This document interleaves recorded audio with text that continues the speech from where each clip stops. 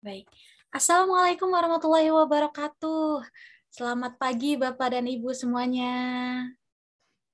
Selamat pagi. Selamat pagi Bapak. Bapak dan Ibu Lemes semuanya. nih, Gimana Pak? Enggak, mau lanjut. Oke. Baik Bapak dan Ibu semuanya, selamat datang di acara online seminar series 22 untuk sesi yang pertama di pagi hari ini.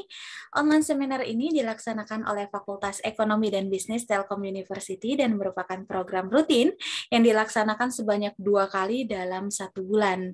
Dan setiap pelaksanaannya terdapat 2 sesi ya Bapak dan Ibu, pagi dan siang biasanya. Oke, sebelum dimulai, saya ingin menyapa Bapak dan Ibu semua terlebih dahulu. Semangat pagi! Pagi. Oke, semangat pagi Bapak dan Ibu semua. Semangat pagi Bapak dan Ibu jajaran Dekan Fakultas Ekonomi dan Bisnis, Bapak dan Ibu Kaprodi, Ibu-Ibu Ketua KK, semoga tetap dalam keadaan baik, sehat selalu, dan dalam lindungan Tuhan Yang Maha Esa. Tak lupa pula, semangat pagi untuk Bapak Ari Ferdian STMM. Selamat pagi, Bapak. Pagi, Mbak. Oke, narasumber kita di pagi hari ini. Juga semangat pagi untuk seluruh Bapak dan Ibu, seluruh rekan-rekan yang sudah hadir pada pagi hari ini.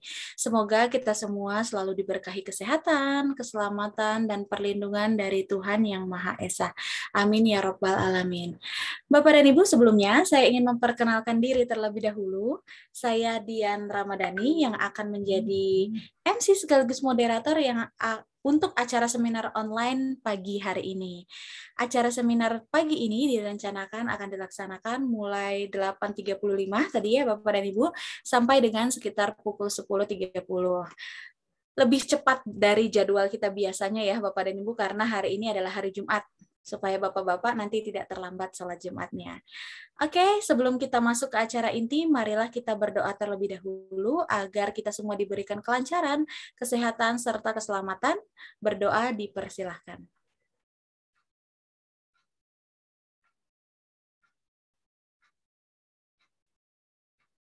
Baik, berdoa kita cukupkan.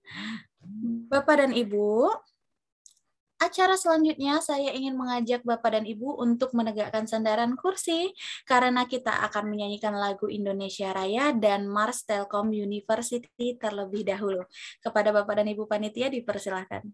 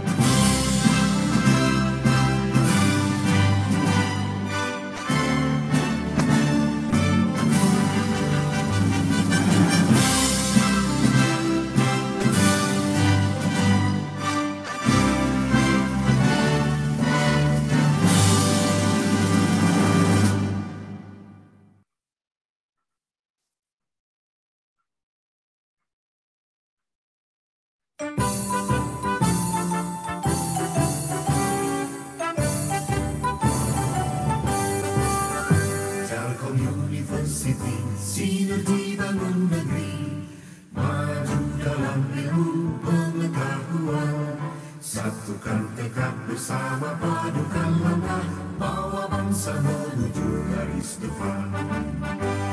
Raih cita radu asa, singsingkan lengan, tingkatkan inovasi, unggulan dan prestasi, semua demi keluhuran bangsa, masyarakat adil sejahtera.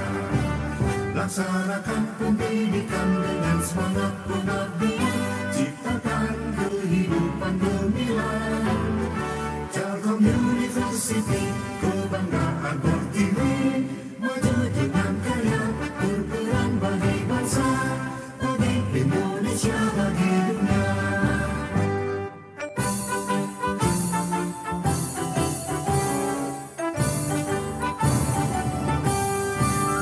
Telkom University, sinergi bangun negeri, maju dalam ilmu pengetahuan, satukan tekad bersama, padukan langkah, bawa bangsa menuju garis depan. Raih cita raju asa, singsingkan lengan, tingkatkan inovasi, unggulan berprestasi, semua demi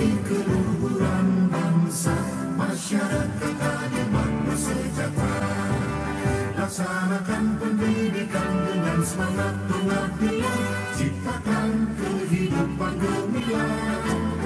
Telkom University, kebanggaan Pertiwi, maju dengan karya, berperan bagi bangsa, bagi Indonesia, bagi dunia.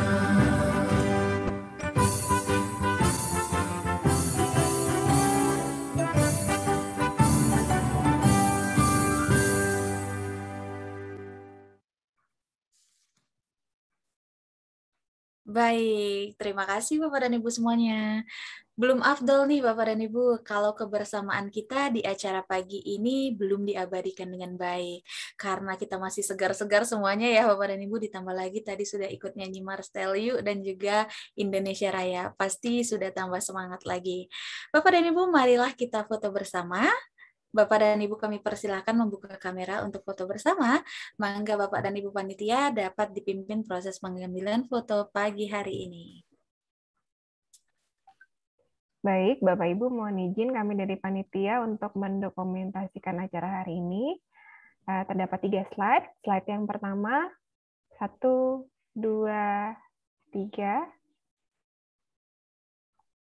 Slide yang kedua, 1, 2, 3, dan slide yang terakhir. 1, 2, 3. Terima kasih Bapak Ibu. Baik, terima kasih Bu Putri. Oke, baik Bapak dan Ibu, pada sesi seminar online series 22 ini, di sesi yang pertama, kita akan menyimak pemaparan seminar yang akan disampaikan oleh pembicara kita yang luar biasa, yang sudah berkenan meluangkan waktunya untuk berbagi ilmu dengan kita semua. Pembicara kita pagi ini yaitu Bapak Ari Ferdian, STMM. Selamat pagi Bapak. Selamat pagi Bu Dian dan rekan-rekan semua. Justru yang luar biasa itu rekan-rekan semua di sini loh Bu, masih menyempatkan pagi gitu kan. Biasanya kalau malam Jumat tuh kan, ya kalau mohon maaf kalau Muslim kan biasanya mengerjakan sholat malam atau misalnya para suami istri ya ada kehidupan harmonis gitu, sehingga pagi-paginya agak lemes biasanya gitu kan. Rekan-rekan ada semangat, terutama saya lihat rekan-rekan di sini juga pengen menyapa rekan-rekan dari PT Group ya. Jadi alhamdulillah ada hadir beberapa rekan dari sekolah. Ada dari SMK Tel Bandung, ada juga dari Makassar, dari SD, dari SMK BCB, dan juga rekan-rekan semua dari YPT Group maupun non-YPT Group. Assalamualaikum warahmatullahi wabarakatuh. Mohon izin Bapak Ibu semuanya, saya ingin menyampaikan mengenai materi mengenai OKR ini. Jadi OKR bukan yang baru, tapi ini menjadi sesuatu hal yang mungkin dalam hal ini menjadi yang populer untuk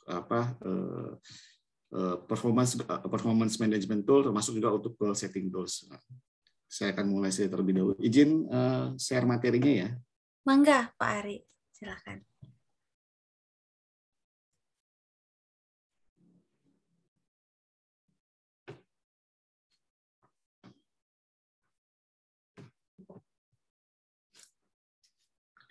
Oke, untuk mempersingkat waktu. Nah, sebenarnya OKR ini. Jadi OKR ini dipopulerkan oleh John Doerr ya. Kalau bahasa Indonesia atau kalau bahasa Sunda biasanya karena lidahnya lidah lokal jadi kadang Doerr gitu ya. John Doerr mungkin karena si John Doerr ini bisa meyakinkan. Jadi dulu dia awalnya dia itu berkeinginan untuk berinvestasi. Jadi dulu ada sebuah startup. Dia tertarik untuk berinvestasi karena dia yakin bahwa startup itu mempunyai potensi. Cuman dia masih agak ragu, ya, karena dari sisi startup ini masih belum memiliki rencana bisnis yang matang. Jadi masih kurang lah menurut dia. Jadi makanya dia, oke, saya akan coba invest di sini di startup ini sekitar $12 juta waktu itu sekitar tahun 1999. Jadi akhirnya si John Doerr ini dia bisa meyakinkan, dalam artian dia bisa meyakinkan si pendiri Google supaya bisa mengimplementasikan OKR ini. Makanya seperti yang kita ketahui startup Google ini sekarang bisa kelihatan untuk valuasi $700 miliar dan ada sekitar lebih dari 7.000 karyawan. Jadi termasuk salah satu perusahaan-perusahaan yang masuk ke Fortune 500, bahkan termasuk yang valuasi terbesar. Nah, dari mana sih John Doerr ini bisa tahu atau bisa memahami mengenai OKR ini? Dia pada saat dia bekerja dulu di Dell ya, di Intel. Jadi dulu sempat bekerja udah gitu dengan CEO-nya John Doerr ini dengan Andy Grove ya, di Intel dia bekerja. Nah, akhirnya bisa mematangkan prinsip-prinsip mengenai OKR ini. Sementara Andy Grove ini terinspirasi untuk membuat prinsip-prinsip dari OKR ini ya dari Peter Drucker. Jadi seperti kita ketahui kalau misalnya kita belajar manajemen gitu kan, ada namanya manajemen by objective. Nah, jadi OKR ini merupakan transformasi dari manajemen by objective. Nah, ini bisa kita lihat bahwa dari mengapa OKR ini menjadi salah satu hal yang populer sekarang, karena kita bisa lihat OKR ini menjadi success factor selain untuk Google, juga untuk beberapa perusahaan besar di dunia seperti Viacom, udah gitu kan Samsung, udah gitu Amazon, Dropbox, Facebook, termasuk untuk di Indonesia ada Grab yang mengimplementasikan atau mengadop OKR ini. Termasuk sekarang PT Telkom yang notabene merupakan BUMN terbesar lah di Indonesia, itu mengimplementasikan OKR ini. Jadi OKR ini asalnya untuk manajemen untuk tools manajemennya, untuk performance management termasuk goal settingnya, itu menggunakan balance scorecard. Selama ini Telkom menggunakan balance scorecard. Tapi mereka sudah mulai beralih mengimplementasikan OKR ini, walaupun belum fully OKR. Jadi masih ada beberapa integrasi penyesuaian dengan KPI yang masih ada. Jadi masih ada 50-50 antara balance scorecard dan juga dengan OKR ini.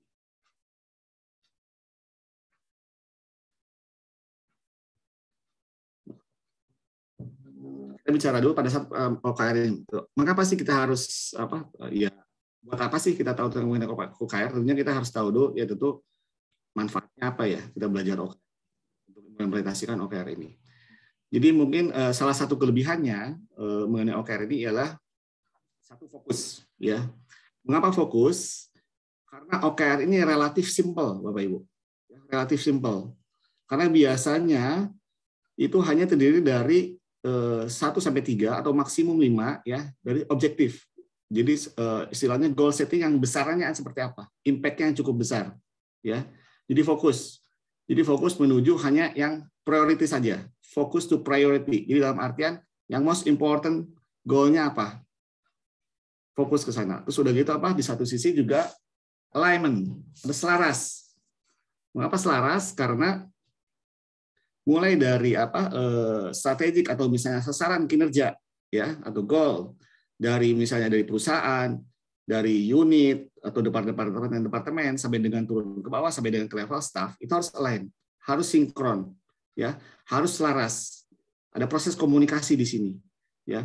Nah, proses komunikasi ini akan membuat semuanya menjadi lebih transparan. Dan akan membuat si pegawai juga lebih engage. Karena apa? Karena mereka merasa, oh ya, saya merasa berkontribusi. Saya merasa aspirasi saya untuk menyampaikan bottom up gitu ya, apa yang kita inginkan mengenai istilahnya program-program, target atau usulan apapun itu bisa diadop, bisa didengarkan oleh pimpinan. Ya. Jadi selain fokus, engage juga di sini traceable juga.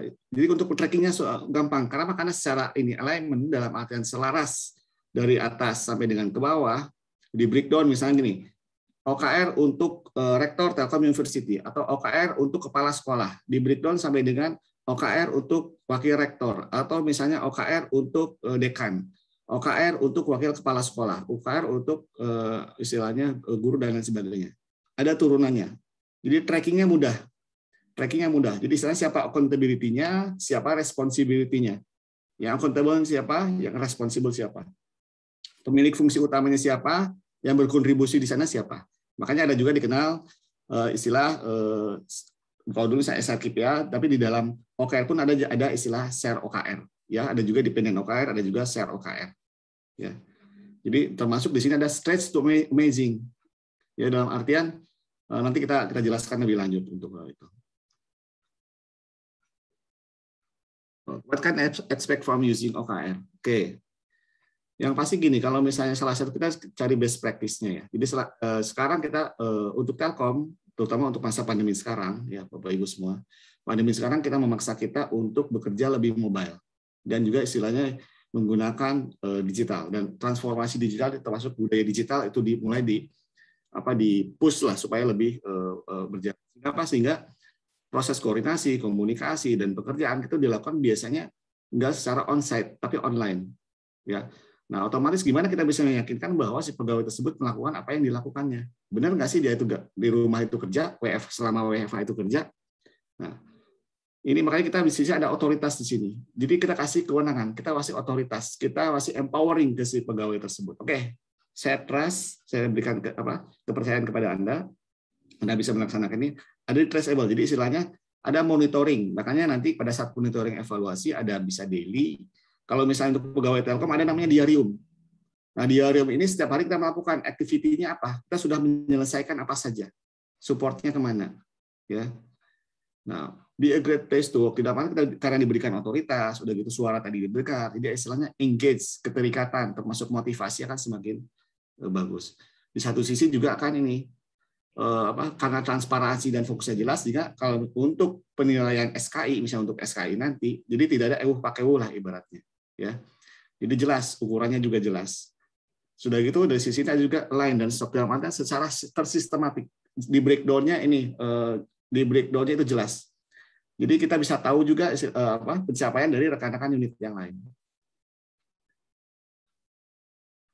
Cuman di satu sisi juga ada tantangannya pada saat mengimplementasikan metode OKR. Yang jelas ya tentu ialah terus harus ada sosialisasi dulu, terus ada misalnya pemahaman dulu, harus ada training dulu, sampai dengan akhirnya ada nanti dibentuk champion timnya. Siapa yang menjadi champion timnya? Siapa yang menjadi change agentnya? Siapa yang jadi nanti mengajarkannya? Ya, harus ada champion tim di level departemen, di level corporate atau di level misalnya business unit. Ya. Dan juga harus ya sabar, mungkin pada saat implementasi awal masih ditemukan adanya ketidaksesuaian atau misalnya adanya conflict of interest dan lain sebagainya. Piloting project pada saat awal-awal pasti akan tentu ya pasti bakal ada kendala-kendala awal akan ditemukan. Ya, termasuk harus dilakukan proses monitoring dan evaluasi secara berkelanjutan. Apakah monitoring evaluasi itu mingguan, udah gitu apakah bulanan, apakah misalnya triwulanan, apakah itu tahunan. Nah, termasuk ya harus merubah mindset di sini. Tantangan terutama yang paling terbesar adalah merubah mindset. Wah, ini nama-nama kerjaan nih. Wah, ini kan nama sulit. Nah, biasanya kan kadang-kadang seperti itu. Kalau misalnya culture-nya atau misalnya mindset dari beberapa pegawai itu masih dalam artian ya terhadap perubahan, kadang-kadang perubahan itu ada yang bisa mudah diterima, ada juga yang tidak. Nah, bagaimana kita meyakinkan bahwa metode OKR ini lebih simpel dan juga bisa lebih melengkapi, memperbaiki lah atau meningkatkan proses atau sistem manajemen yang dilakukan saat ini.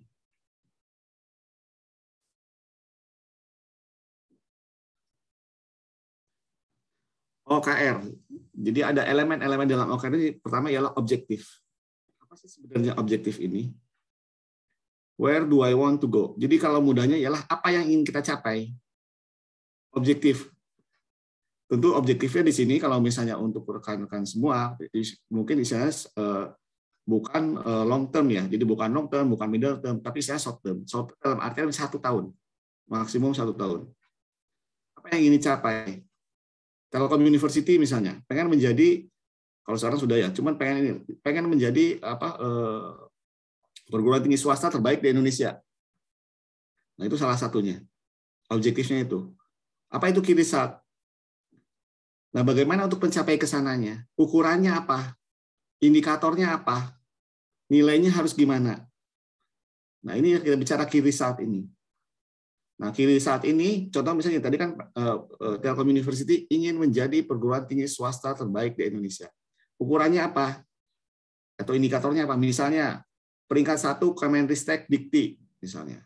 Atau misalnya, webometriknya di peringkat keberapa? Atau misalnya, time higher education atau peringkatan termasuk akreditasi perguruan tingginya nilainya berapa atau termasuk akreditasi umum dan sebagainya. Ya, termasuk sekolah. Objektifnya apa? Key result-nya apa? objektif pengen jadi sekolah terbaik di kawasan atau misalnya di Makassar. Ukurannya apa? Ukurannya misalnya apa? Ukurannya misalnya dari hasil ujian atau rata-rata ujian, hasil ujiannya misalnya bagus atau rata ujiannya nilai standarnya berapa?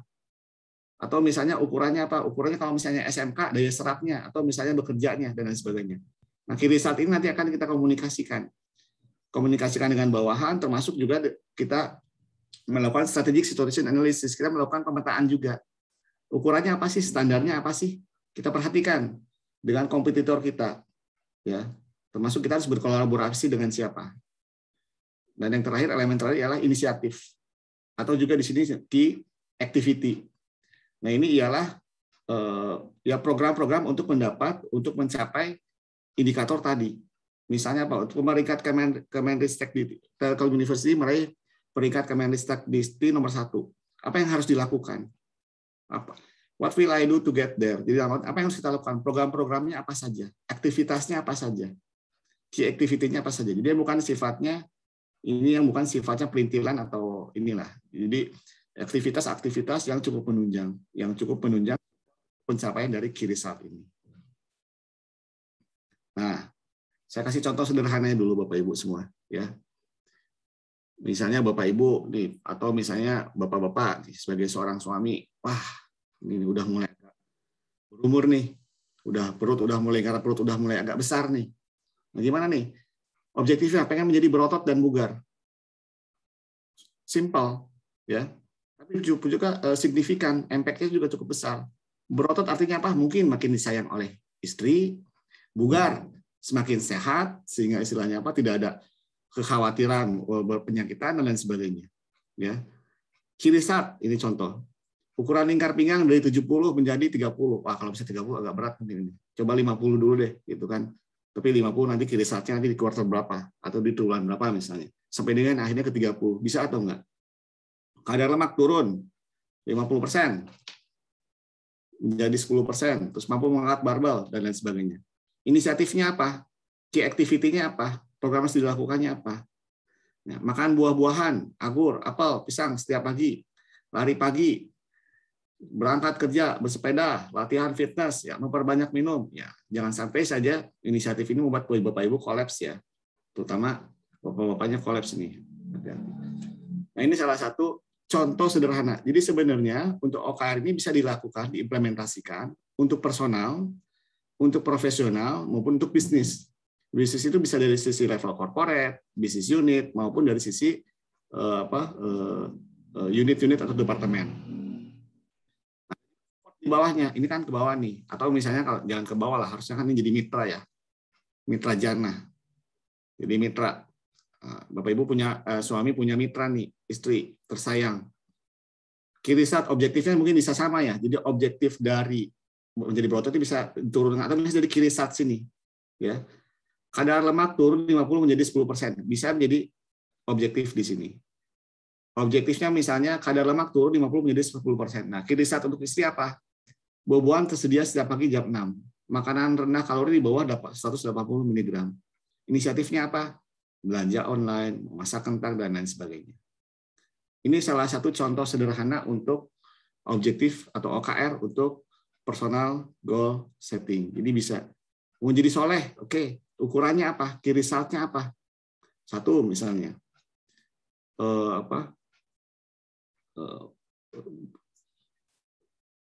memahami Al-Quran, ya. Dalam artian misalnya tadabbur Quran dan lain sebagainya. Ini contoh saja ya Bapak Ibu semua. Jadi ada banyak macam-macam untuk ini. Nah, seperti kita lihat ini objektif and KIRISAT, terminologinya apa? Nah, untuk objektif tentunya sasaran strategis. Jadi ambisius, tapi juga realistis, ya. Ambisius tapi juga realistis. Jadi nggak terlalu istilahnya nggak ngawang-ngawang, ya. Kualitatif, ya. Jadi istilahnya bahasanya bahasa kualitatif. Jadi tidak ada angka di sini. KIRISAT ini juga, jadi 3 sampai dengan 5 KIRISAT ini diturunkan jadi 1, bisa diturunkan jadi 3, ini 1 objektif jadi 3 KIRISAT, ini 3 KIRISAT bisa jadi 5 dan lain sebagainya. Setiap 1 objektif itu memiliki KIRISAT-KIRISATnya.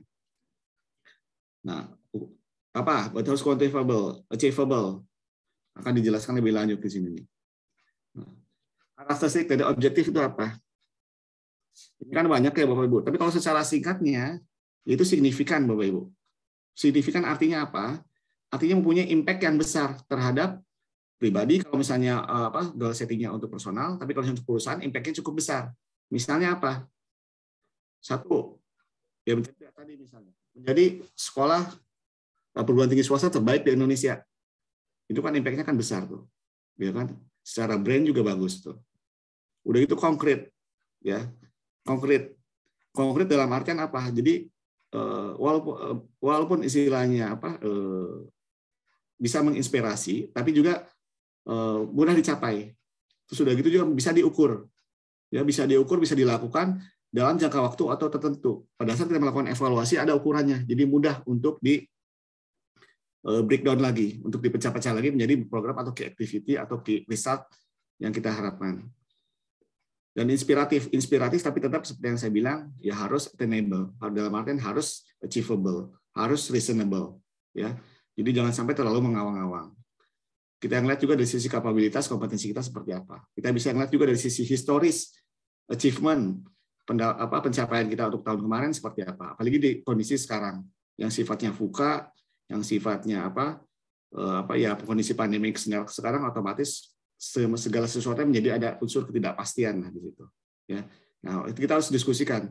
Didiskusikan itu dengan sesama tim, di dalam level tim, juga di level peer. Dalam artian kita juga punya mitra. Mitranya contohnya apa misalnya? Kita punya asosiasi, kita punya forum, dan lain sebagainya. Sehingga kita bisa tahu standar untuk di industri sekarang seperti apa, ukurannya seperti apa. Kita bisa tahu apakah kita tuh positioningnya ada di mana. Kita mau mencapai yang mana ini, ya. Kita sampaikan di sini. Jadi secara positioning seperti apa. Ya. Jadi kalau sebenarnya signifikan, konkret dan inspiratif. Ya singkat ya. Jadi jangan terlalu panjang-panjang ininya. Nah, kita bicara karakteristik dari key result. Ya. Yang pasti ini kalau secara sederhananya ada angkanya Bapak Ibu. Ya, ada ukurannya. Ya, kuantitatif, aspirasional seperti apa dalam artian ya didiskusikan, ya. Key result itu akan didiskusikan dengan bawahan. Sehingga emang challenging dalam artian menantang tapi juga bisa dicapai. Ya. Oke. Anda bisa mencapai ini bisa Pak. Tapi dengan catatan saya butuh support apa. Nah, Bapak Ibu sampaikan di sana. Ini bisa dicapai Pak, tapi dengan catatan ada if-nya. If-nya apa? Saya butuh support ini Pak, saya butuh support anggaran, saya butuh support resource, saya butuh support lain sebagainya. Ada catatan seperti itu. Ya. Jadi ada proses diskusi nanti pada saat melakukan setup atau proses planning untuk implementasi OKR ini. Progress based, jadi bisa diukur ya. Dalam artian bisa ada ukurannya setiap kuartal. Termasuk juga di sini key result-nya sendiri ada align. Jadi harus align secara vertikal dengan atasan, dengan bawahan, ya, atau dengan peer, ya, atau dengan seberang. Makanya tadi seperti saya bilang ada share OKR, dan ada juga dependent KR, ya, yang istilahnya controllable-nya ada di kita, yang sifatnya uncontrollable. Tapi uncontrollable pun dalam artian masih bisa secara di atas, masih ada controllable-nya dari sisi atasannya. Ya, jadi jangan sampai pada saat menetapkan objektif ataupun misalnya key result, jangan sampai itu yang sifatnya uncontrollable. Ya, minimal controllable-nya itu ada di atasan kita. Seperti itu.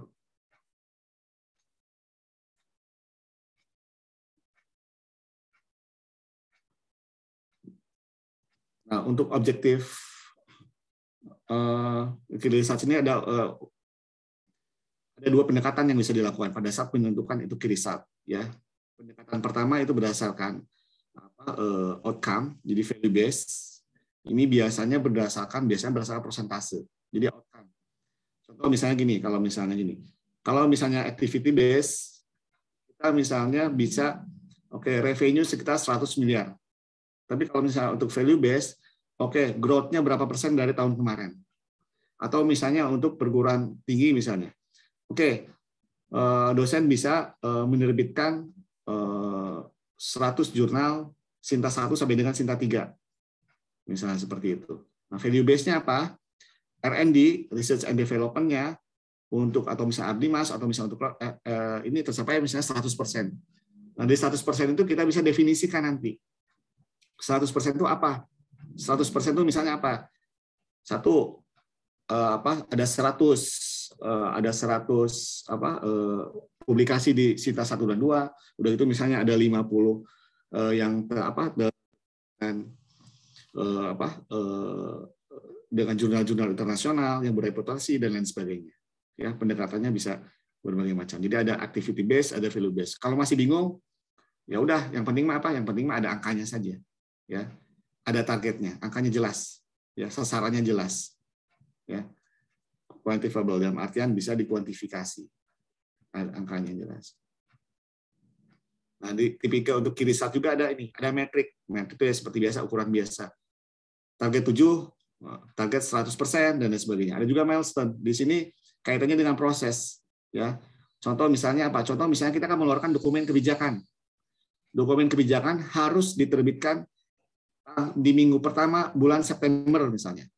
Nah, itu jadi milestone juga.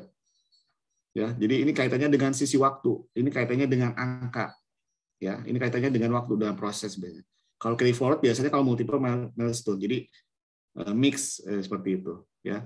Jadi dari sisi waktu, dari sisi angka, dan termasuk juga dari sisi kualitas juga ada. Nanti kita jelaskan lebih lanjut, Bapak Ibu.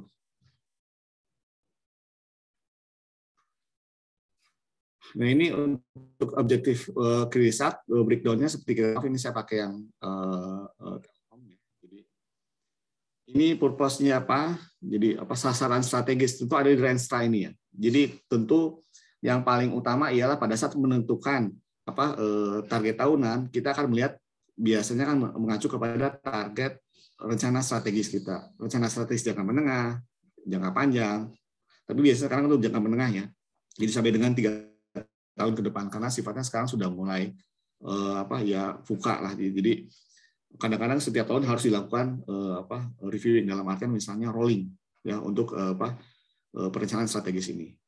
Purpose-nya apa, vision-nya apa, visinya apa, misinya apa, strategic inisiatifnya apa.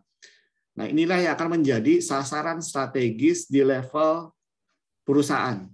Apakah itu level perusahaan itu bisa di level corporate ya, misalnya kayak Telkom itu corporate. Apakah di level perusahaan kayak Telkomsel misalnya, itu bisa seperti itu. Nah, KPI akan diturunkan sampai dengan ke bawah, ngeling ke bawah. Nah, makanya pada saat ini kita butuhkan tim OKR untuk implementasi OKR ini. Karena implementasi misalnya kayak sistem manajemen mutu lain, misalnya kayak ISO gitu kan, atau misalnya balance scorecard atau Malcolm Baldrige atau misalnya Six Sigma, itu kita butuh tim untuk implementasinya. Karena apa? Karena tidak mungkin kita melaksanakannya sendiri. Ya, apalagi pada saat kita melakukan proses implementasi atau projecting, melakukan perubahan di sebuah organisasi. Kita butuh tim misalnya Bapak Ibu. Termasuk butuh komitmen dari yang jelas pertama ialah dari pimpinan dan juga dari seluruh karyawan. Kumpulin bareng, sosialisasi bareng, sampaikan apa kelebihannya, apa kekurangannya, mengapa kita lakukan hal ini, mengapa perubahan ini kita perlukan. Secara prinsip tadi sudah dijelaskan, OKR-nya jadi align, dan juga fair dalam artian pada saat menentukan objektif dan key result-nya ini ada komunikasi yang saya bilang tadi, agile, jadi bisa juga bisa di drop, bisa ditambah, bisa diganti sesuai dengan kesepakatan, udah itu transparan, traceable dalam artian menjadi mudah untuk dilakukan tracing-nya seperti yang saya bilang tadi, dan objektif. Karena apa? Karena ya coba Anda punya evidence apa, buktinya apa bahwa Anda melakukan ini. Coba mana share, kebijakan sudah Anda buat. Coba share hasilnya seperti apa. Mana? Coba data penjualannya kayak gimana? Cek, cross-check dengan teman-teman di keuangan. Seperti itu. Bapak ini contoh untuk OKR. Ini sales general manager ini objektifnya melakukan ekspansi dan penetrasi pasar, Bapak Ibu. Result-nya apa? Ini kan sederhana ya. Ini sederhana. Sudah gitu kan mudah, tapi juga inspiratif. Oke, kita memberikan inspirasi supaya kita capai ini. Ekspansi dan penetrasi pasar. Result-nya apa? Jumlah pelanggan meningkat dari 10.000 menjadi 100.000. Jumlah SKO sekiranya pertama dari 500 menjadi 5.000. Membuka hub di area Sumatera, Kalimantan, Sulawesi. Udah gitu jumlah sales per bulan meningkat dari 500 juta menjadi 1 miliar. Inisiatifnya apa? Program-programnya apa? Melakukan canvassing di setiap hub hingga radius 40 km, menambah jumlah supplier, bekerja sama dengan warehouse lokal, selling barang grosir, dan lain sebagainya. Ini diturunkan ke bawah, ya, canvassing dan lain sebagainya. Nah, kalau misalnya untuk lebih mudah, inilah, karena saya mohon maaf, saya orang Bandung, saya penggemar Persib, jadi saya contohnya pakai Persib saja Bapak Ibu. Ya, mohon maaf untuk penggemar klub di Indonesia lainnya. Mohon maaf untuk Persebaya atau PSM Makassar. Nah ini objektif untuk Persib, General Manager, meningkatkan laba klub. Kenapa laba? Karena untuk sustainability klub. Ya, menjadi penting dong, profitabilitas menjadi penting menjadi bagi sebuah perusahaan. Oke, untuk meningkatkan laba ini apa key result-nya? Minimal 3 besar Liga Indonesia. Tentu 3 besar karena apa? Satu sisi kalau misalnya meraih juara gitu kan, dapat hadiah, terus itu di satu sisi kalau misalnya sampai dengan final tentu akan mendapatkan makin banyak share untuk publikasi atau misalnya share untuk pendapatan dari iklan dan lain sebagainya, termasuk misalnya akan juga untuk jumlah penonton dan lain sebagainya. Akan meningkat. Sudah kapasitas stadion terisi 88%. Ini key result dari objektif untuk meningkatkan laba klub Persib ini. Nah, dibagi lagi. Oke, sekarang jadi manager. Di breakdown ke bawah, satu layer di bawahnya. Head coach. Apa objektifnya? Nah, key result di sini bisa diturunkan menjadi objektif di sini. Walaupun tadi kan disebutkan loh, objektif kan istilahnya kualitatif. Nah, ini perspektifnya ialah OKR untuk Persib, Bapak Ibu, bukan OKR untuk si head coach ini. Jadi objektif di sini, key result di sini bisa menjadi objektifnya dari head coach. Karena ini perspektifnya OKR-nya Persib secara keseluruhan perusahaan atau misalnya ininya Persib.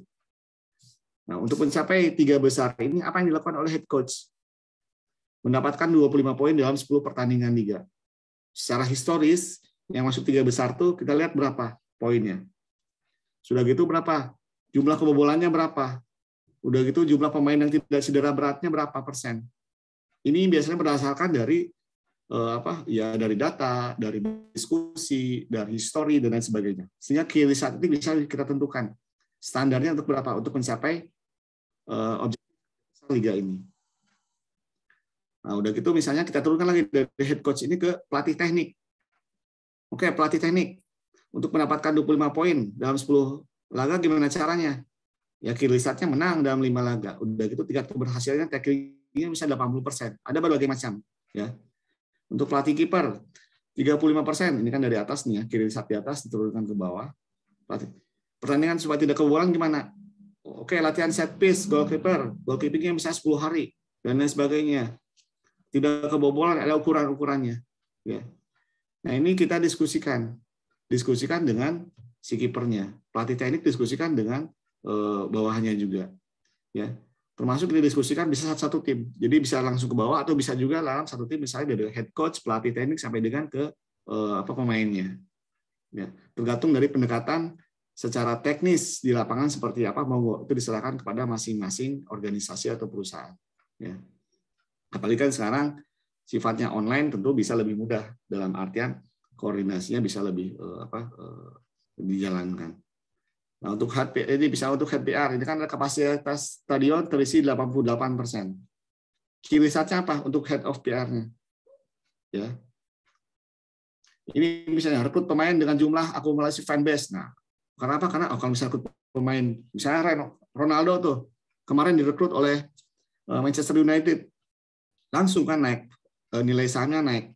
Terus udah gitu misalnya untuk harga tiket juga langsung naik. Udah gitu tingkat kedatangan atau pengunjungnya juga semakin naik karena dia fanbase-nya cukup besar. Ya. Untuk mendapatkan 10 pertandingan di hari Sabtu malam prime time, jumlah fans club meningkat 15% dan sebagainya. Nah, key result ini tentunya nanti si head of PR ini dia punya inisiatif, ya. Dia punya key activity, dia punya program-program yang perlu dijalankan. Breakdown dari sini, ya, untuk mencapai fans club 15% berarti apa? Misalnya apa? Ada pertemuan pertemuan dengan fans misalnya, sudah gitu bisa ada aktivitas lain sebagainya gitu ya. Itu sehingga meningkatkan jumlah fans ini. Termasuk misalnya merilis beberapa konten di YouTube mereka, di channel mereka, di Instagram mereka, konten-konten bisa oke, sekarang yang bisa dijual Ronaldo nih. Oke, konten punya Ronaldo banyak nih. Ya kan dirilis oleh si Manchester United official-nya. Jadi kaitannya dengan misalnya ini, jadi supaya experience, nah kaitannya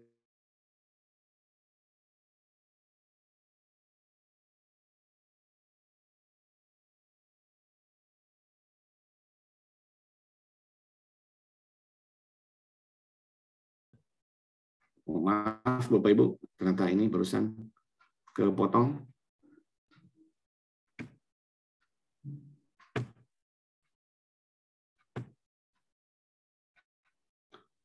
Tadi sampai mana ya Mbak Ajeng? Mbak Dian? Kalau nggak salah sampai yang Persib, Pak. Betul. Yang barusan berarti ya? Oh, takutnya saya udah sampai Persib kan ya? Ya. Mohon maaf untuk yang bukan pendukung Persib, apalagi misalnya bermasalah dengan Persib ya Bapak Ibu ya. Ini hanya hiburan lah, game Bapak Ibu. Jadi tidak ada konflik of interest, tidak ada nothing personal ya. Bapak Ibu silakan mau mencintai Persib, mau mencintai istri sendiri, asal jangan mencintai istri orang lain gitu. Sangat saya tidak sarankan itu. Ya. Berbahaya itu.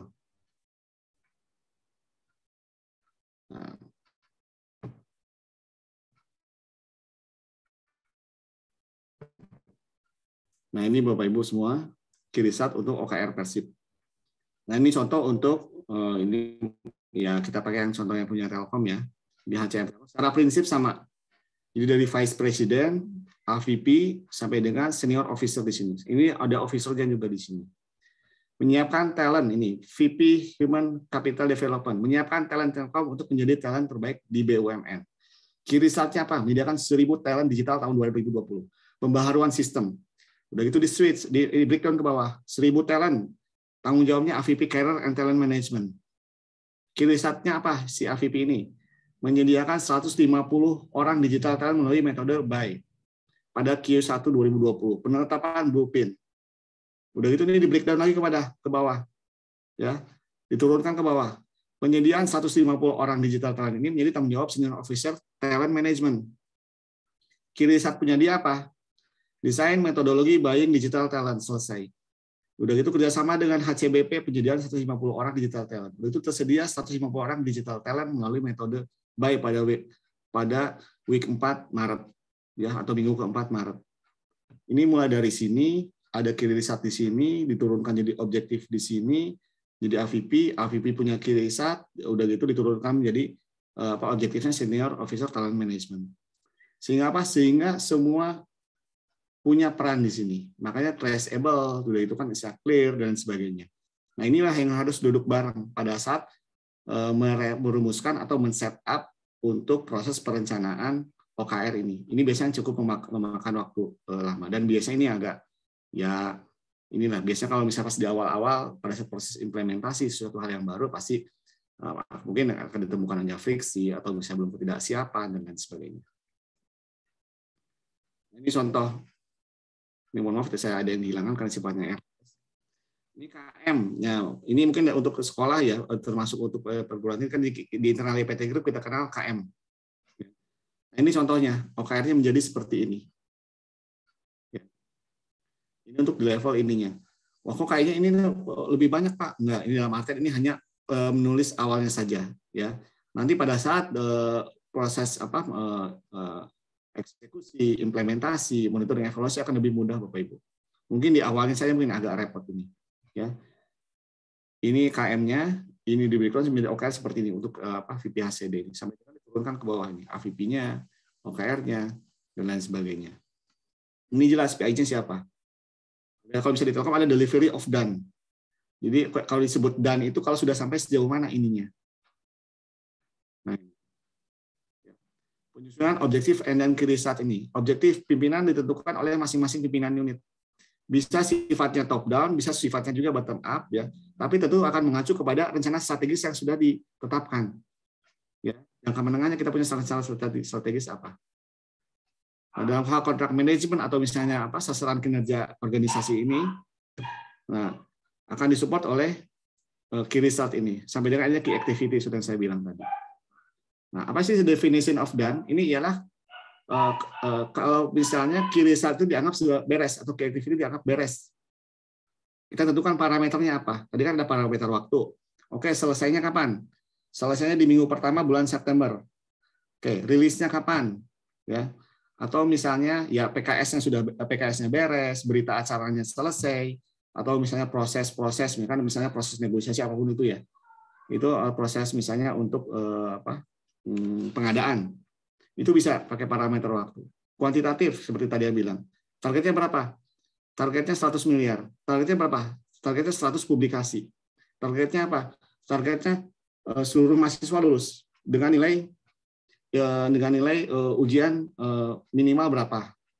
Nah, parameter kualitatif ada juga di sini. Misalnya apa? Oke, pada saat dokumen itu beres, ada nggak di dalamnya analisanya? Ada nggak di dalamnya proses reviewnya? Ada nggak di dalamnya proses misalnya maaf, tindak lanjut dan lain sebagainya. Jadi kita bicara konten di sini. Jadi bukan hanya dari sisi dokumen itu beres, jadi ada, tapi di dalamnya apa? Nah, itu kita sepakati. Nanti di dalamnya kita bicara kriteria, kita bicara definisi. Kalau misalnya sudah menjalankan KM, tentu kan ada definisi dan ada alat ukurnya seperti apa, kriterianya seperti apa. Oke, kalau minggu pertama, misalnya dapatnya 105. Minggu kedua berkurang 104. Di minggu keempat 100%. Nah, itu untuk penilaian nanti. Nah, ini untuk implementasi OKR. Jadi secara garis besar saya bilang tadi, jadi ada planning, monitoring, dan evaluating atau evaluasi. Nah, dari sisi planning kita bicara mengenai setup ya, setup dan juga align. Jadi merumuskan, meng-alignkan mulai dari corporate strategic inisiatifnya sampai dengan akhirnya ke key result staff. Proses planning ini dilakukan proses planning ini. Ya. Jadi meng-alignkan, men-setup, merumuskan dari atas sampai dengan ke bawah. Ini kita butuh beberapa waktu. Nah, sementara untuk proses achieve, kita bicara proses monitoring dan evaluasi di sini. Nah, monitoring bisa dilakukan kapan? Bisa mingguan, kita bisa rapat ya, rakor. Nah, rapatnya bisa rapat internal dan sebagainya. Bisa daily, weekly, quarterly, yearly, tahunan dan sebagainya. Nah, termasuk di sini, apakah akan ada yang delete atau enggak QR-nya? Apakah misalnya ada perubahan? Pak, ada perubahan, Pak, harus ada adjust. Oke. Tapi ada kesepakatan di sana dan ada justifikasinya apa. Nah, proses evaluasi baru melakukan proses penilaian. Termasuk di sini yang paling penting adalah ya proses umpan baliknya seperti apa. Sehingga ada proses pembelajaran di sana. Proses improvement di sana. Sehingga lesson learn-nya dapat lesson learn untuk proses implementasi yang sudah kita lakukan. Nah, dari OKR yang kita tadi contoh tadi, secara garis besar itu ada 2 tipe OKR ya, Bapak Ibu. Jadi OKR yang sifatnya committed, itu kaitannya dengan day to day operation, jadi sifatnya ini top down ya, jadi sesuai dengan job desk lah, ya committed. Ini sifatnya karakteristik rooftop, jadi targetnya itu realistis, targetnya 100%. Berarti 100% untuk research and development di fakultas ini ialah misalnya ya tadi 100 publikasi jurnal kita 1 sampai dengan 3 level jurnal Sinta 1 sampai dengan 3 dan sebagainya. Ya. Nah, sementara untuk OKR aspirasional ini sifatnya moonshot ya, dalam artian ya tidak mengawal, dalam artian kita amazing, stage to amazing ya. Jadi yang sifatnya breakthrough, udah itu kan inovasi untuk meningkatkan value added lah ya. Nggak apa-apa ini nggak tercapai 100% juga, dan 70% itu udah bagus Bapak Ibu. Ya, nah ini kita tadi tetapkan nanti kita sepakati bahwa ini sifatnya OKR aspirasional, juga ada sifatnya OKR yang committed tadi. Jadi disepakati dengan pimpinannya seperti itu. Yang ini yang sifatnya improvement. Cuma nanti ini kaitannya nanti dengan anggaran juga Bapak Ibu. Anggarannya ada atau enggak nih? Makanya suka ada istilahnya standby budget dan lain sebagainya. Ini perlu standby budget itu perlu ya bagi sebuah organisasi. Karena untuk ya mengantisipasi ya apalagi kondisi pandemi sekarang gitu ya. plan A, plan B, contingency plan itu perlu dilakukan dan harus dilakukan. Nah, ini proses penilaian ya. Ini contoh Bapak Ibu. Yang kayak misalnya nih, penanganan gangguan jaringan MTTR 3 jam di triwulan 4. Value. Nah, value ini kaitannya dengan kompleksitas. Tergantung kita tentukan kriteria atau definisi seperti apa. Biasanya 1 sampai dengan 5. Kalau 5 itu sangat kompleks, udah gitu misalnya ya cukup sulit lah tuh atau berat lah dilakukan. Ini kita bicara bobot. Nah, bobot itu weight dalam artian kita tentukan ini berapa. Kalau misalnya dalam KM yang kita kenal atau sasaran kinerja organisasi, kita tahu juga bobotnya berapa. Ini bisa sampai dengan 100%, tapi tidak 100% pun tidak jadi masalah, ya. Nah, ini satuannya penanganan gangguan 90%, achievement 90%, berarti skornya 1 ya di sini. Ini salah ini, ya. Ini skornya 1. Ini total cost 1, ini 0,14. Ya. Misalnya ini ada yang di bawah, nah ini nih. Pencapaian revenue triwulan 4. Targetnya 200 miliar, pencapaiannya 160 miliar. Maka skor atau nilainya atau kinerjanya 0,8. Nah, resultnya berapa? Dikalikan dengan ini. Sampai dengan akhirnya ketemu nilai OKR-nya ialah 86 di sini. Nah, kita sepakati mana yang sifatnya tadi committed dalam artian ini ya. Nah, committed dan juga aspirasi seperti apa. Tapi biasanya kebanyakan yang sifatnya committed di sini. Ya, di perusahaan-perusahaan yang sifatnya perusahaan-perusahaan yang perusahaan yang startup atau inovasi yang berkembang ya R&D-nya cukup bagus. Kalau misalnya untuk perusahaan-perusahaan yang besar ya biasanya didorong untuk OKR untuk aspirasional juga didorong supaya selalu ada seperti itu. Definition of done-nya kita sepakati. Nah, parameter waktunya kapan? Kayak tadi nih. Untuk penanganan gangguan dari tanggal 1 Juli sampai dengan tanggal 30 September di sini. Berarti ada di triwulan ketiga ini. Targetnya berapa? Nilainya berapa? Ini framework atau misalnya untuk apa? Ini kan tabel ya. Atau misalnya ya ini bisa dilakukan tergantung dari ininya. Jadi kita kalau bisa untuk menyusun ini kita butuh workshop ya. Jadi kira-kira formatnya seperti apa? Nah, kita bisa disesuaikan nanti sesuai dengan kebutuhannya dari masing-masing perusahaan atau organisasi yang akan menjalankan OKR tersebut ya. Bapak Ibu semua.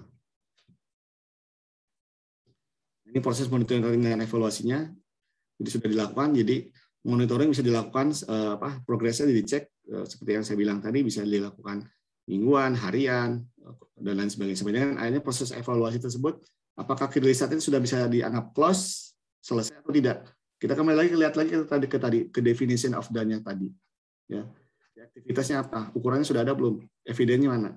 Akhirnya dikeluarkan evaluasi sampai dengan akhirnya nilai itu tersebut keluar dan turun dan juga akhirnya ditetapkan oleh perusahaan sebagai nilai kinerja unit atau nilai kinerja organisasi atau nilai kinerja individu. Seperti itu Bapak Ibu semua, hatur nuhun atas paparannya. Ini mohon maaf karena saya penggemar Marvel, jadi masa kecil kurang bahagia. Jadi ya semoga kita bisa berkolaborasi mempertahankan.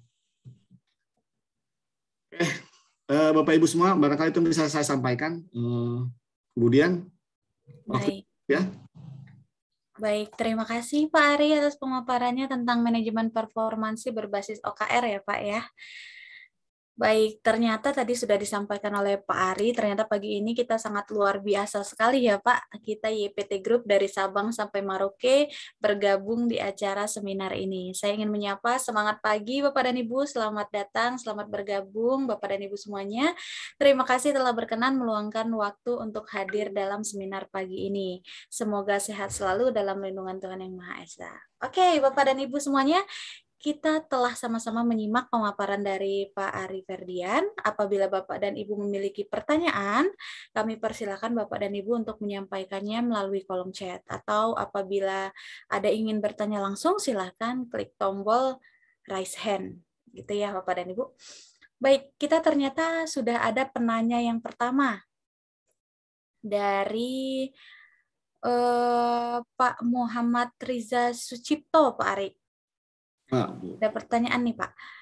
Pak Ari Ferdian, mohon izin bertanya, apa beda OKR dan KPI?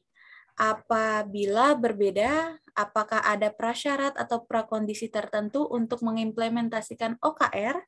Jika seorang CEO mempunyai KPI meningkatkan revenue, jika menggunakan OKR, apa yang harus dilakukan atau dirubah, Pak? Terima kasih. Oke, terima kasih Bu Bu Dian. Terima kasih Pak Riza. Oke, Assalamualaikum Pak Riza, sehat? Waalaikumsalam. Bu Rina sehat Pak? Alhamdulillah. Oke. Izin Pak. Pak. Jadi Moga-moga, Pak. yang pengen saya tekankan di sini mungkin bukan perbedaannya Pak. Jadi kita mungkin dari proses saling melengkapinya Pak. Ya, dalam artian kan tentu kalau misalnya beberapa pendekatan tools management tentu ada plus minusnya. Ya, ada kelebihan, ada kekurangan dan sebagainya. Jadi kita tidak menonjolkan dulu misalnya kekurangannya apa. Ya, jadi kita mungkin dari proses melengkapinya dulu Pak. Jadi sebenarnya KPI ataupun misalnya OKR ini relatif sejenis lah Pak. Tentu kan basisnya target, realisasi. Mudahnya kan gitu Pak. Targetnya apa, kan ini objektif, termasuk kan istilahnya indikatornya apa, targetnya apa, realisasinya seperti apa. Nah, cuman dalam OKR ini emang relatif lebih simpel Pak.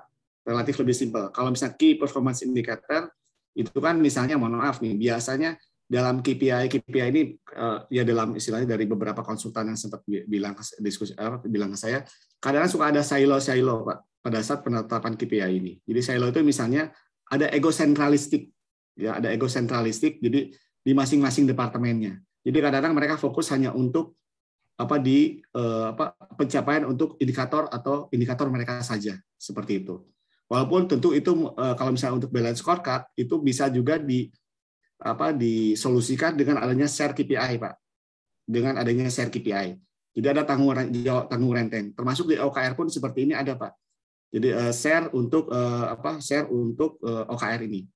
Nah, kalau secara prinsip ini relatif sama, tapi mengapa ini OKR ini menjadi sesuatu hal yang tanda kutip dianggap baru dan populer?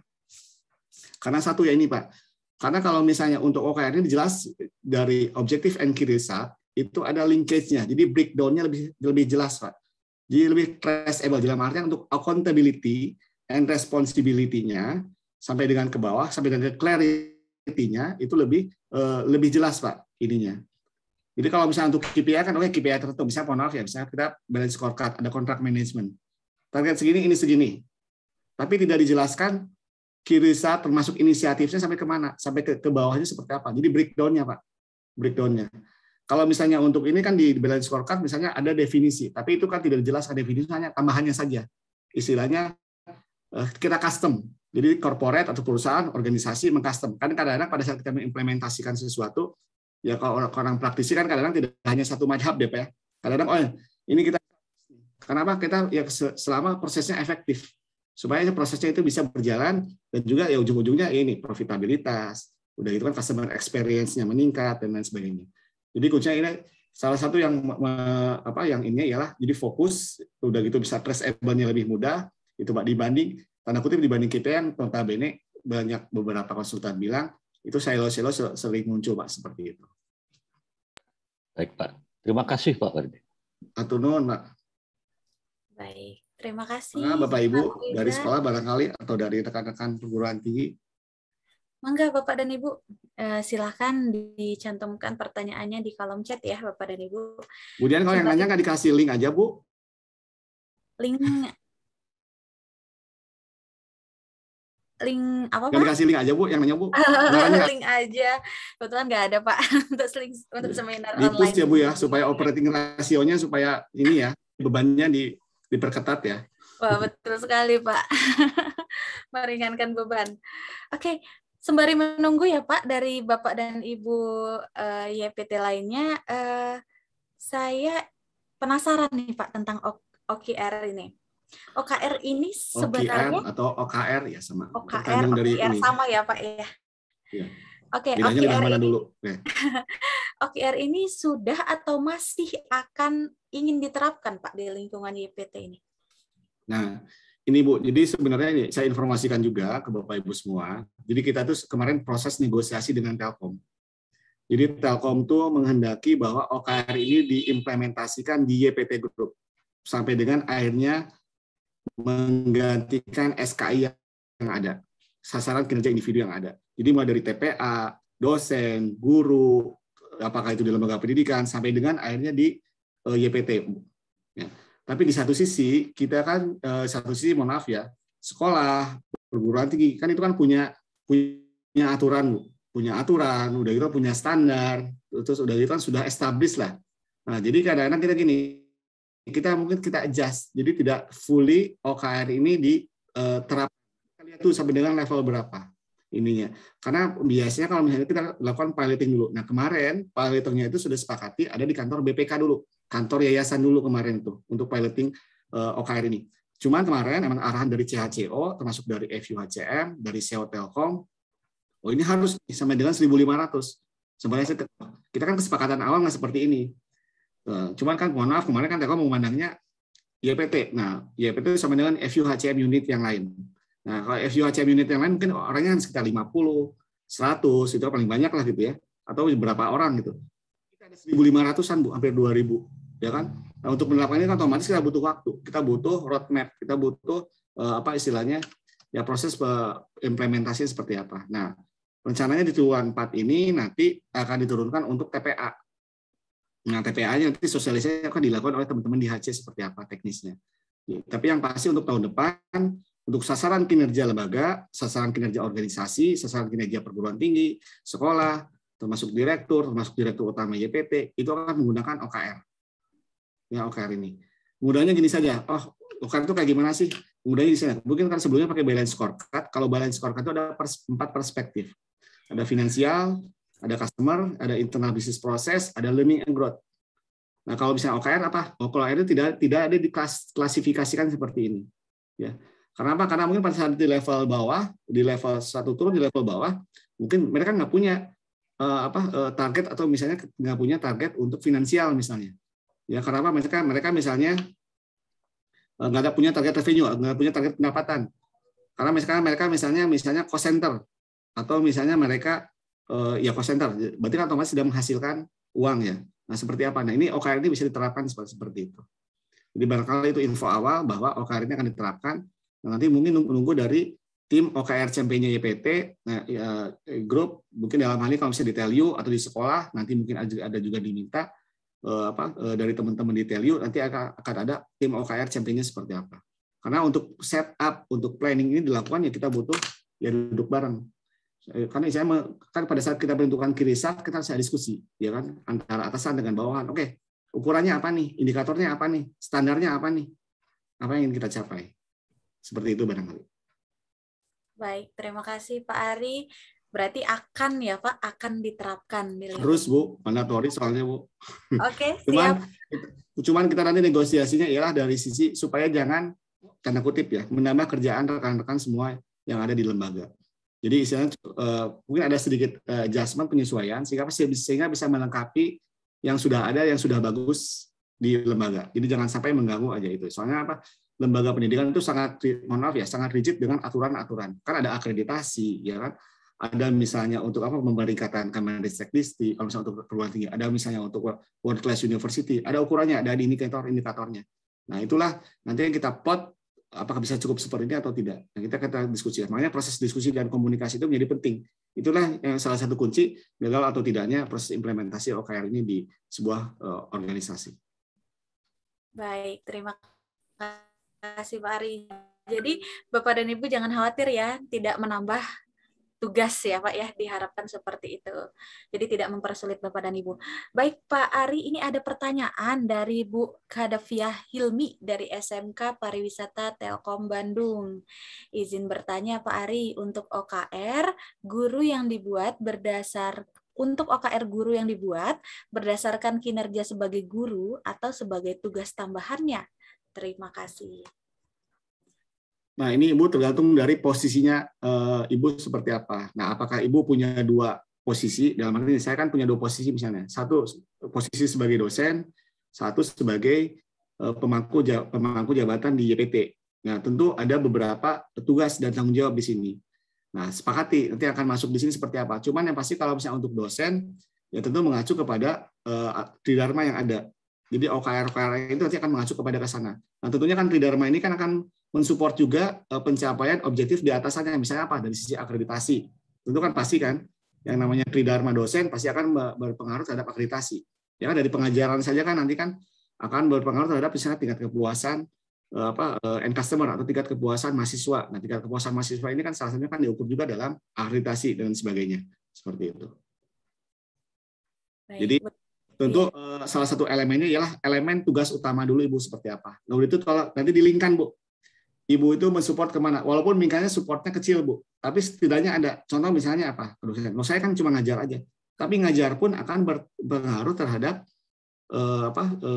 akreditasi.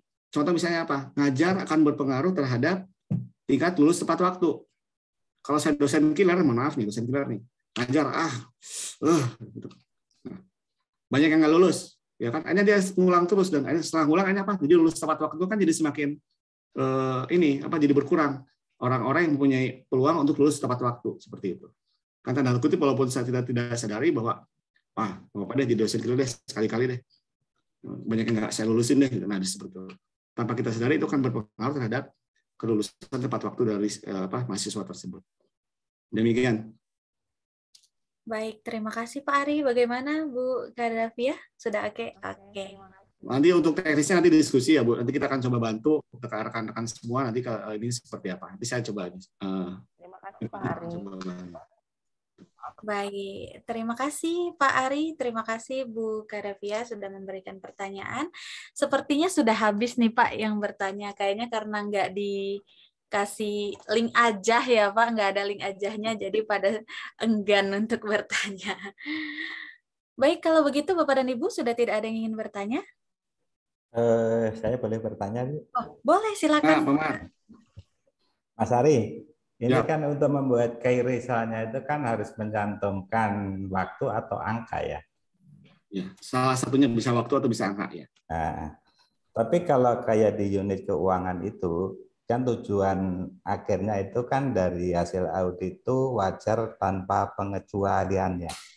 Ya. Nah, itu pengukurannya gimana, Mas? Nah, itu tadi bisa yang tadi Pak. Jadi kan tadi kan apa? Jadi di sisi waktu misalnya ini kita bicara dari sisi proses ya Pak ya. Jadi kan misalnya wajar dan terpercaya itu ditargetkan di triwulan berapa? Ya, Bapak akhir tahun biasanya. Misalkan di akhir tahun nih. Ya. Berarti kan proses itu kan dilakukan sampai dengan sebelumnya kan sampai dengan data-data rekap, itu kan data-data divalidasi gitu kan, eviden dikumpulkan ya. Nah, itu kan otomatis dari sisi waktunya Pak.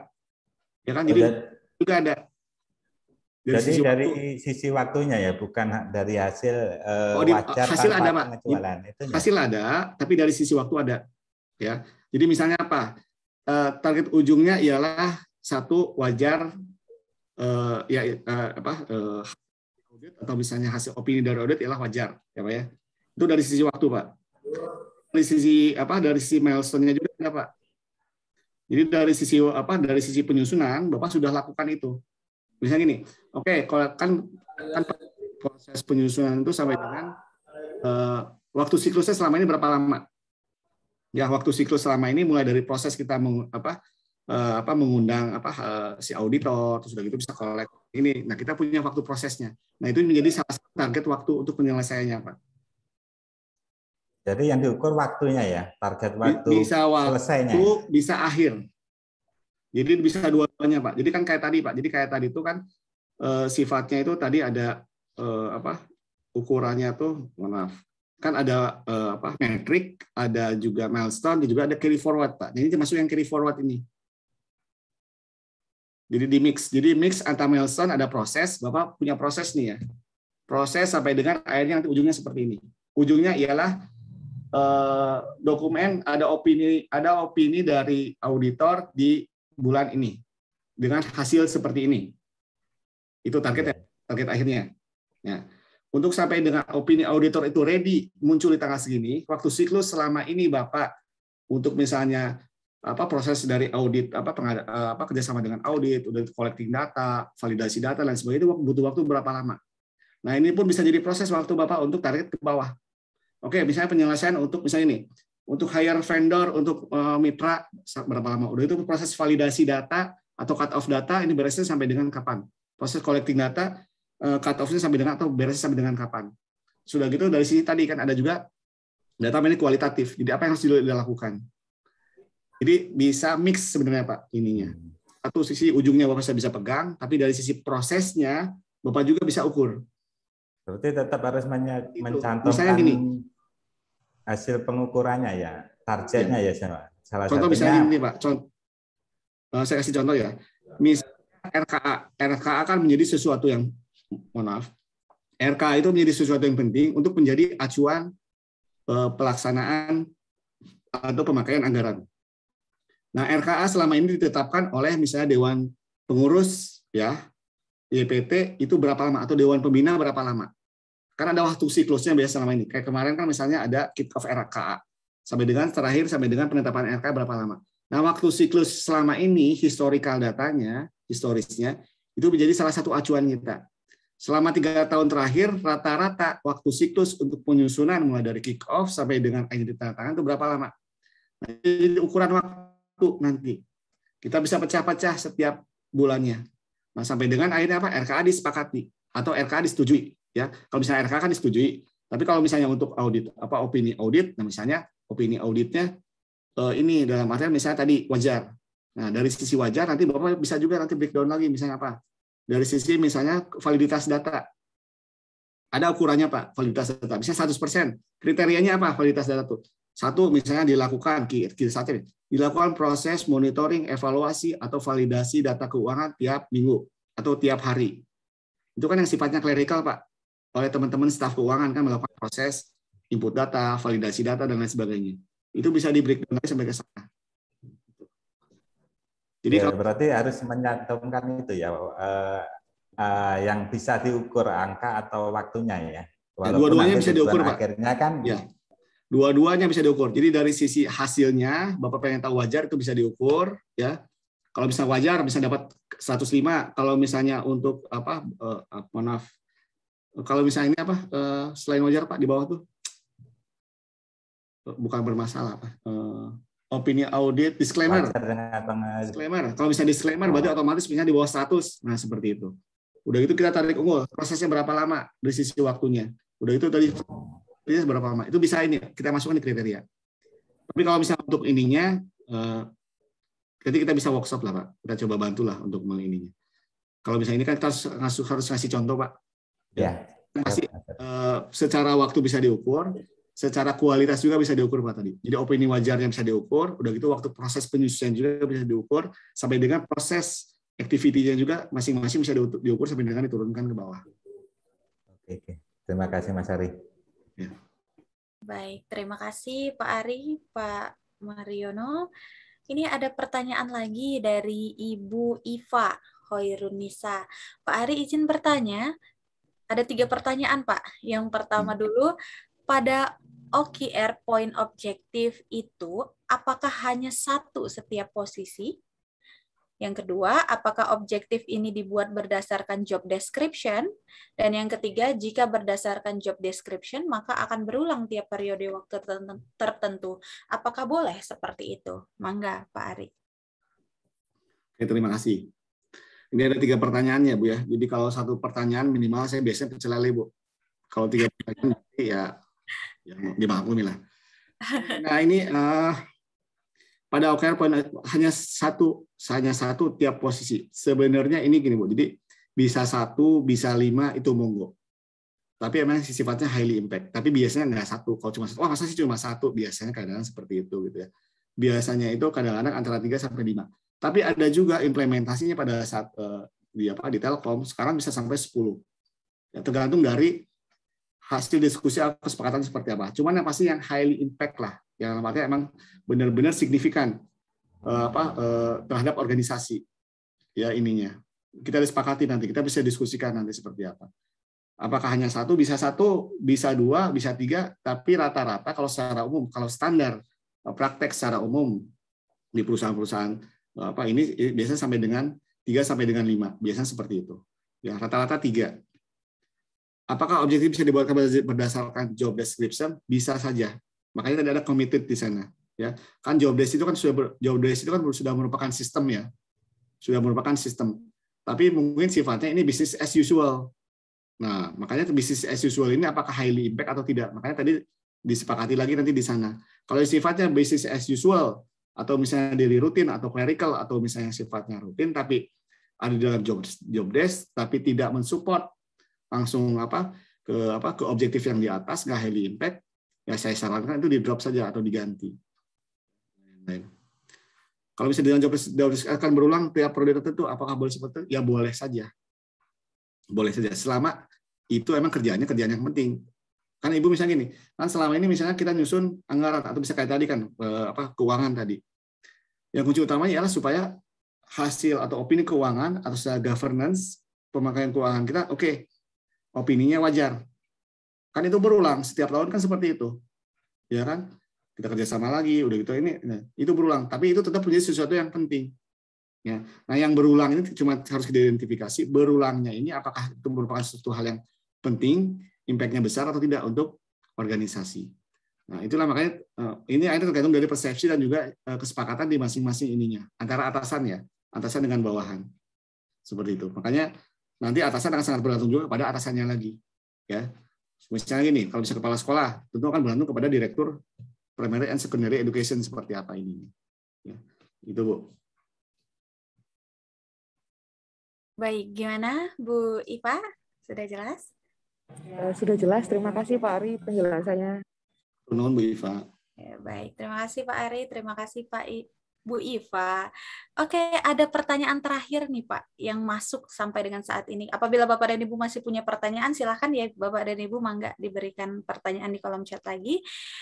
Ada dari Pak Ari untuk Pak Ari, dari Pak Ari TPCC, Pak Ari. Oke, ada pertanyaan, izin Pak Ari Ferdian, untuk penyusunan OKR, apakah berdasarkan kontrak manajemen atau tupoksi? Terima kasih. Nah, ini kalau misalnya tergantung dari levelnya, Bu ya. Jadi kita mau lihat OKR ini di level yang mana. Apakah di level organisasi, apakah di level departemen, apakah di level staff, dan sebagainya. Kalau misalnya di level organisasi, tentu akan berdasarkan kontrak manajemen atau berdasarkan sasaran kinerja organisasi tersebut. Goal-nya seperti apa? Kalau misalnya di level organisasi. Tapi kalau misalnya di level staff, ya tentu sesuai dengan tupoksi mereka seperti apa. Tapi tupoksi yang akan related dengan atau support kepada objektif di atasannya secara berjenjang. Seperti itu sederhananya. Baik. Baik, bagaimana Pak Ari, TPCC? Saya sudah cukup Pak Ari ya. Oke, baik. Terima kasih Pak Ari dan Pak Ari. Oke, baik. Sepertinya sudah tidak ada atau Bapak dan Ibu ada yang masih ngetik? Mau bertanya lagi? Oke. Mbak, izin bertanya, Mbak. Mangga, Ibu. Ya. Mangga, Bu. Free, Bu. Tenang aja, Bu. Lagi baru pakai dolar, Bu. Pak, mau bertanya, apakah OKR yang diturunkan dari atas gitu, top manajemen, akan mempengaruhi nilai NKI individual apabila tidak tercapai gitu, Pak? Oh, tentu saja, Bu. Tentu saja akan mempengaruhi nilai individual. Tapi misalnya gini, Bu, makanya kan dalam OKR ini kan ada proses ya, Bu ya, ada progres ya. Kita bicarakan monitoring. Nah, pada saat ada indikasi ketidaktercapaian, ya Ibu bisa melakukan proses komunikasi, proses negosiasi dengan atasannya. Pak, ini nggak akan mungkin tercapai, Pak. Kondisinya kayak gini, Pak. Dengan justifikasi yang jelas. Ya, tentu itu bisa dilakukan. Kalau misalnya ternyata atasan menyetujui, atasan oke, nah itu bisa dilakukan. Ya, jadi saran saya, kalau misalnya ada unsur, ada indikasi ketidaktercapaian, misalnya ini dilakukan sedari awal. Ya, proses komunikasi, tapi dengan data-data justifikasi yang jelas. Sehingga apa? Sehingga oh ini emang make sense bahwa kita harus melakukan proses resetting, rolling, proses perubahan dari misalnya atau penyesuaian daripada target. Bisa seperti itu. Walaupun tergantung dari pimpinannya ya, Bu ya, biasanya. Pimpinan oke, nggak bisa, best effort saja. Upayakan yang terbaik. Kalau masalah nilai nanti saja. Ada yang seperti itu. Ya, ada yang diam-diam oke, nilainya jelek. Ya, tergantung dari leader juga sih, ya pimpinannya seperti apa, Bu. Cuman saran saya kalau misalnya seperti itu, komunikasikan, Bu. Ya, soalnya apa? Kalau misalnya tidak tercapai, ya ujung-ujungnya nanti nilainya tentu akan berkurang. Tapi di satu sisi ya tetap ini kan namanya kebijakan. Yang namanya kebijakan kadang-kadang mohon maaf ya, walaupun di tetap OKR itu seharusnya misalnya ada proses ini ya dalam artian kan lebih terbuka lah. Tapi tetap unsur subjektivitas tentu mungkin tetap ada dalam hal tertentu ya. Soalnya apa? Nanti kan ada ini Bu, bisa ada harmonisasi ya kan. Ada misalnya ini ya tergantung dari ini seperti apa. Karena itu kan kalau misalnya di level business unit atau di level sekolah misalnya, itu memang enggak, itu kewenangan dari kepala sekolahnya. Seperti apa? Ya. Apalagi kalau misalnya di level anak perusahaan itu punya otoritas tersendiri, monggo seperti apa? Polisinya atau kebijakannya seperti apa? Ya.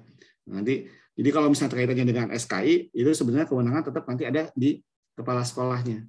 Ya, di level tertinggi untuk organisasi tersebut. Ya. Soalnya kalau misalnya untuk IPT kan itu sudah levelnya level corporate, jadi bukan business unit lagi. Demikian. Bu Mulia. Dengan kata lain gini Pak ya, mungkin kalau sasaran kinerjanya ada taruhlah 4 poin gitu. 1 poin tidak tercapai gitu, tapi 3 poinnya tercapai. Mungkin bisa dibalancing ya Pak ya. Seperti itu bisa ya dibalancing, Pak. Bu. Termasuk nanti gini ya. Bu, nanti kan pada saat penentuan kriterianya kan nanti kan ada cap Bu. Kan ada misalnya range nilai. Nah, jangan sampai misalnya karena ketidaktercapaian satu ini menjatuhkan atau mendropkan seluruh kinerja, nggak perform gitu kan. Oke, ini 3-nya perform, overachieve, bagus kinerjanya. Tapi yang satu ini bermasalah misalnya. Tapi dengan justifikasi, nah makanya nanti ada kriteria Bu. Makanya kadang-kadang kalau itu ada definisi juga, ada kriteria, ada ukuran, ada range, ya kan? Itu yang akan membuat istilahnya supaya teman-teman lebih fair lah pada saat proses pengukurannya. Cuma memang untuk teknis kita memang butuh workshop ya untuk ini ya. Jadi biar penjelasannya bisa lebih detail, lebih jelas lagi seperti apa. Ini sebagai basic awal lah, basic untuk sosialisasi awal mengenai OKR ini akan diimplementasikan di EPT Group. Iya Pak, betul Pak. Makasih banyak. Soalnya kan nanti kalau evaluasi itu kan kita harus punya data atau mungkin format untuk penilaian gitu Pak ya. Karena kan nggak bisa juga kita menilai asal berdasarkan apa yang ini harus ada based on-nya gitu. Oh iya. Seperti itu mungkin formatnya Pak, harus ada, harus jelas juga Bu. Betul. Jadi biar ukurannya jelas, sehingga istilahnya menghindari konflik of interest di sana. Jadi pakai gitu kan. Nah itu jadi kita lebih. Tapi di satu sisi tetap kita harus bisa memotivasi ya. Jadi sebagai pemimpin kita harus bisa memotivasi. Kalau misalnya nggak achieve kenapa? Coba apa yang Anda butuhkan untuk support? Kecuali kalau misalnya setelah disupport nggak achieve terus, ya berarti ada sesuatu. Berarti dia emang nggak perform. Mungkin dia nggak cocok di sana. Bisa dirotasi atau mutasi. Demikian. Ya, terima kasih banyak Pak. Ya, Ibu. Baik. Terima kasih Bu Mulia, Pak Ari. Ada lagi Bapak dan Ibu yang ingin ditanyakan? Mumpung Pak Arinya ada di sini nih. Oke. Ada lagi Bapak dan Ibu? Oke, sepertinya udah komplit semuanya Pak Ari. Udah semuanya. Tolong lami-lami Bu. Ditunjuk aku. Oke, siap Pak. Kalau begitu. Karena udah tidak ada yang bertanya lagi, saya ingin mereview sedikit tentang materi Pak Ari ya Pak ya. Jadi Pak Ari membahas tentang OKR. OKR ini penting, akan dan harus digunakan di PT Group, terutama dalam masa pandemi ini karena pegawai telah diberikan keleluasaan untuk bekerja secara mobile, sehingga OKR ini tepat untuk mengetrack ya kontribusi setiap pegawai. Seperti itu ya Pak ya. Bukan dari saya ya Bu ya, itu dari Telkomnya loh Bu. Kalau dari saya yang nggak setuju pada demo ke saya dong Bu nanti. Oke, baik Pak. Kalau begitu dari Telkomnya ya Bapak dan Ibu, bukan dari Pak Ari. Tapi lagi dicolek juga buat Telkomnya supaya nggak terlalu berat-berat lah ininya. Soalnya maaf ya, kadang-kadang ada beberapa program yang nggak, ya inilah positioning, termasuk kan core bisnis kita kan beda. Ya kita itu bukan bisnis oriented di sekolah itu kan ada proses. Ya kita proses kontribusi kaitannya dengan ini dengan society lah, dengan kemasyarakatan. Ya kita kan mohon maaf ya, nawa itu kita di sini kan ibadah gitu kan, kita menghasilkan anak-anak yang menjadi moga-moga bisa menjadi pengganti ini kan ada 3 hal.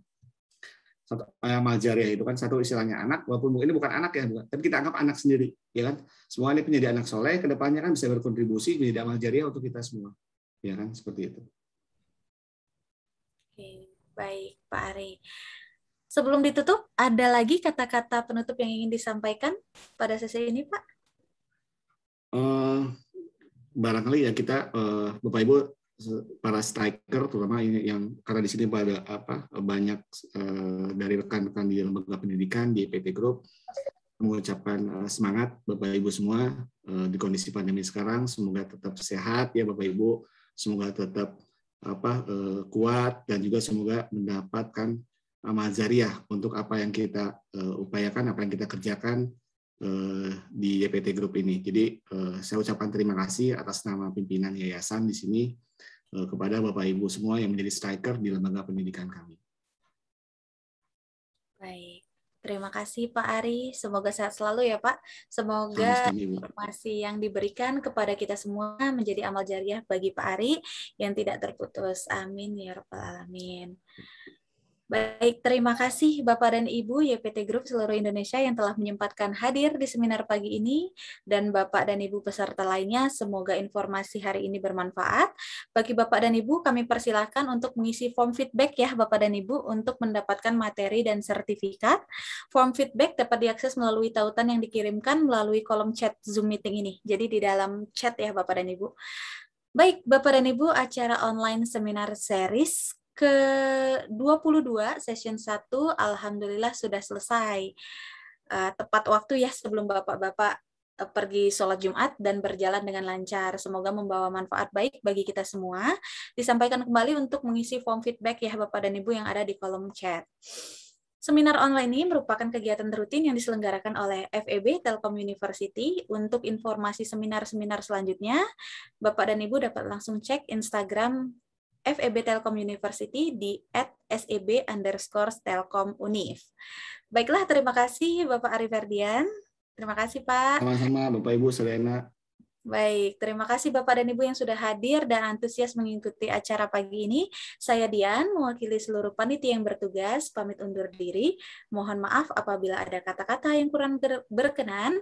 Sampai bertemu kembali di kesempatan-kesempatan baik lainnya. Akhir kata, wassalamualaikum warahmatullahi wabarakatuh. Semangat pagi semuanya. Waalaikumsalam warahmatullahi wabarakatuh. Waalaikumsalam. Atur nuhun sadayana Bapak Ibu. Tetap sehat. Atur nuhun Bapak Ibu. Izin live. Bapak Ibu, atur nuhun Pak Ari. Pak Ari, Bapak Ibu. Mangga Budian nuhun. Nuhun Pak Ari. Ya. Nuhun pisan. Assalamualaikum. Mangga Pak Lid nuhun. Izin Pak Ari. Mangga Pak Ari, mangga.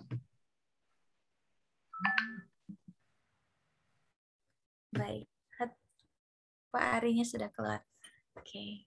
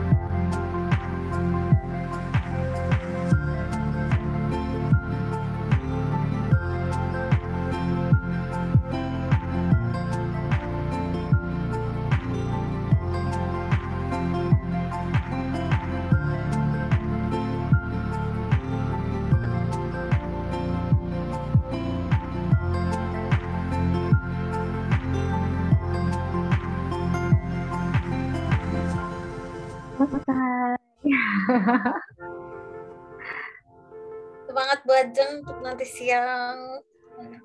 Semangat. Mulai jam berapa Bu Ajeng? Jam 1. 13.20 Bu. Oh, salah 2. Siap 2. Ngantuk aku.